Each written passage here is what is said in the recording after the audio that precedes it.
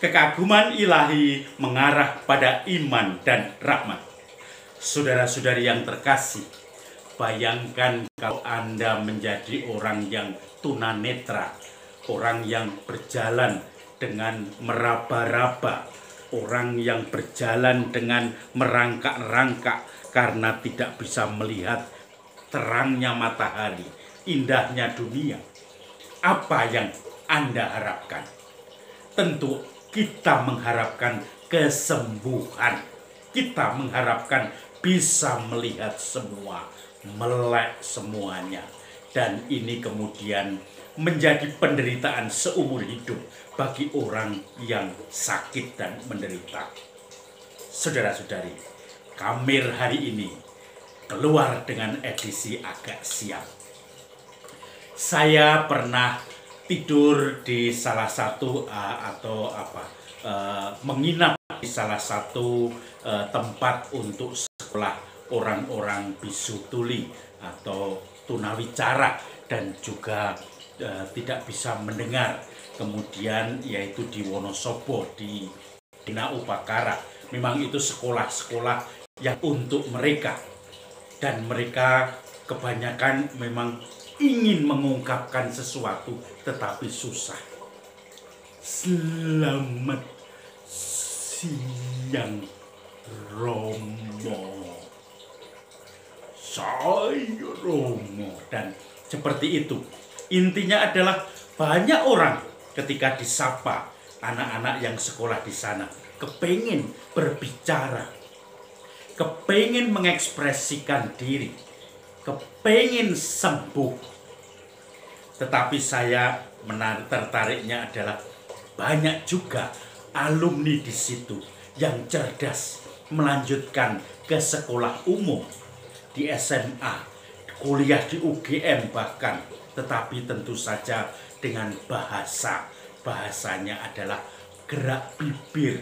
Kalau cuma bahasa isyarat, belum tentu orang lain bisa bertemu dan berbicara dengan bahasa isyarat. Tapi kalau gerak bibir itu kemudian bisa dibaca oleh mereka-mereka, dan kita pun bisa berkomunikasi. Mereka ada yang jadi dokter, ada juga yang sungguh-sungguh sukses di dalam perkuliahannya. Saudara-saudari yang terkasih, Injil hari ini bicara tentang Yesus yang menyembuhkan banyak orang. Ketika Yesus naik perahu kembali ke kota asalnya, maka dibawalah kepada Yesus banyak orang sakit untuk disembuhkan.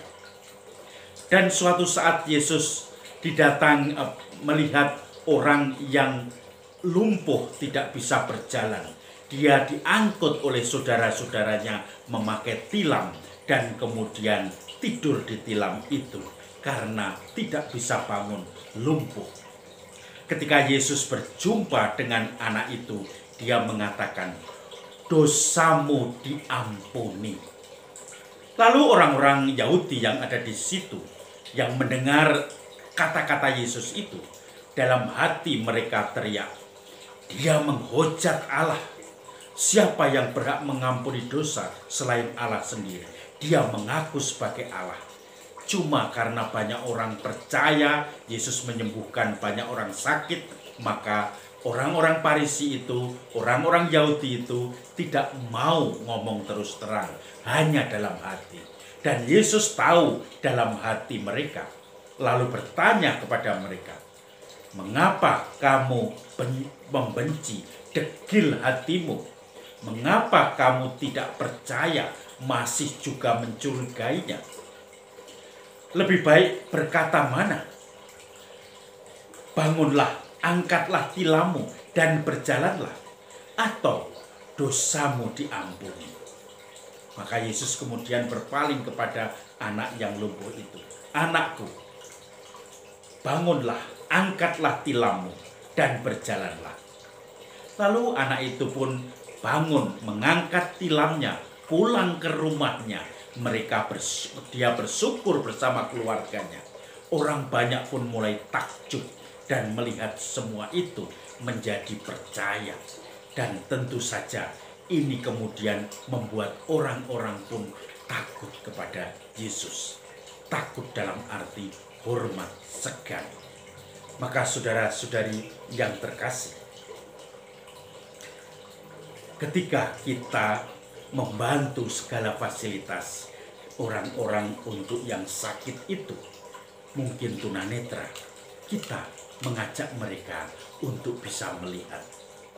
Ketika kita mengajari orang-orang yang bisu tuli seperti Dina Upakara dan berhasil meraih prestasi dengan berkomunikasi secara khusus, yaitu dengan gerak bibir tadi, membuat orang-orang itu mandiri dan kemudian sungguh diakui profesinya sebagai orang yang profesional, maka orang itu pun sebetulnya sudah bisa berbicara, bisa menunjukkan dirinya, bisa mendengar lewat gerak bibir, dan bisa menanggapinya.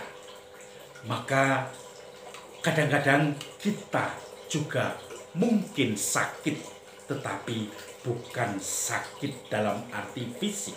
Entah itu sakit buta, tuli, entah itu sakit lumpuh. Tetapi kita lumpuh jiwa kita karena kita tidak bisa mengampuni.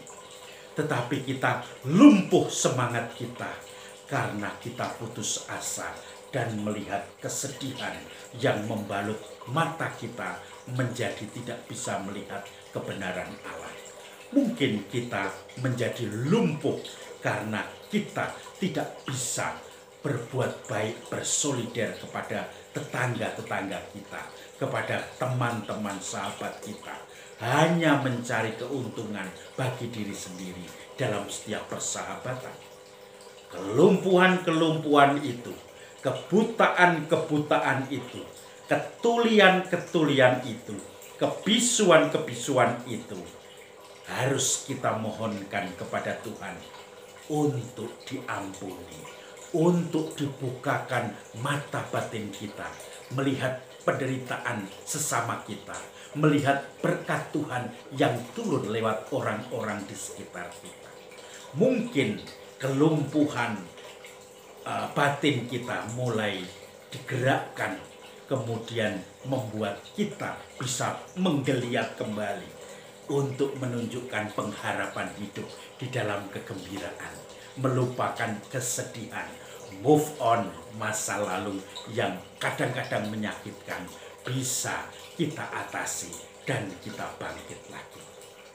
Mungkin kita dipakai oleh Tuhan sebagai sarana untuk menyembuhkan orang-orang yang lumpuh di sekitar kita.